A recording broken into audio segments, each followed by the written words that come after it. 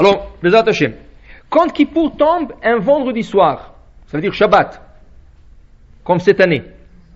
Alors là, il faut savoir, le repas qui est juste avant le jeûne, on appelle ça Souda Mafseket. Comme c'est avant Shabbat, c'est pas Shabbat, c'est avant Shabbat, normalement on aurait fait le Kiddush, mais pas dans ce repas. Parce qu'une fois qu'on fait le Kiddush, on fait rentrer le Shabbat. On peut pas rentrer le Shabbat. Alors, ce vendredi, quand ça tombe un vendredi, il n'y a pas de Kiddush. Il n'y a pas de Kiddush. Mais par contre, il y aura une Havdalah à la fin de Shabbat. Il y aura une Havdalah à la fin de Shabbat, parce qu'on a passé le Shabbat. Et chaque fois qu'on termine le Shabbat, il faut séparer entre le Kodesh et le Chol. Alors, il y aura une Havdalah. Ça serait une Havdalah normale. La seule chose qu'il n'y aura pas dans cette Havdalah, c'est le Bessamim. Pourquoi? La raison pourquoi nous sentons de parfum à la sortie de Shabbat, parce que Shabbat, nous recevons une âme supplémentaire.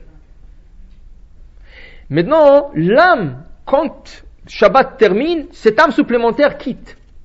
Et l'âme qui reste, l'âme qui nous accompagne toute la semaine, elle est triste. Pour réanimer un peu l'âme, on lui donne quelque chose qu'elle profite. La seule chose que l'âme profite, c'est le parfum. Elle ne peut pas profiter du manger parce que l'âme ne mange pas. Et ça, la vue, ça lui donne rien. Et ça, la seule chose que l'âme profite, c'est le parfum. Ça réanime l'âme. Alors, ils disent que quand Kippour tombe un samedi, il n'y a pas une âme supplémentaire parce qu'on est affligé. L'âme supplémentaire vient dans un Shabbat normal où il y a le plaisir. Or que Shabbat de Kippour, c'est pas un Shabbat de plaisir, c'est un Shabbat d'affliction. Et normalement, quand un jeune tombe un Shabbat, il est repoussé. Quand un jeune tombe Shabbat, il est repoussé, mais pas Kippour. Kippour, c'est écrit dans la Torah, il faut jeûner le jour que ça tombe. Si c'est un Shabbat, c'est un Shabbat. Alors, comme c'est une journée d'affliction, il n'y a pas de Bessamim. Par contre, il y a la Havdalah et il y a la bougie. Mais la bougie est un peu spéciale aussi. La bougie sur laquelle on va faire la Havdalah, elle est spéciale. En quoi? Kippour, c'est un Yom Tov, un jour de fête. Normalement, dans un jour de fête normal, vous laissez une veilleuse pour pouvoir allumer de cette veilleuse des autres flammes, pour cuisiner, ceux qui fument pour fumer, ceux qui vont faire des autres choses avec le feu. Tout ça, c'est une flamme existante pour allumer des autres flammes. Kippour a le même statut que Shabbat.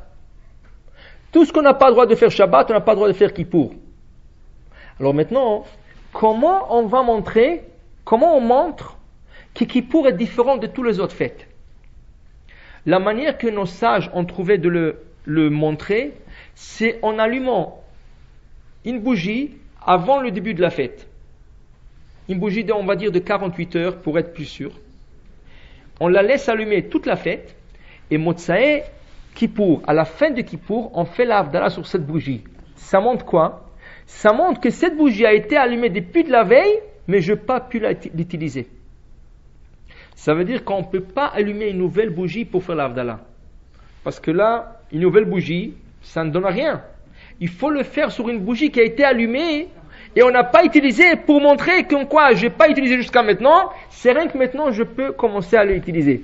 Si vous avez oublié d'allumer cette bougie, vous ne pouvez pas allumer une nouvelle.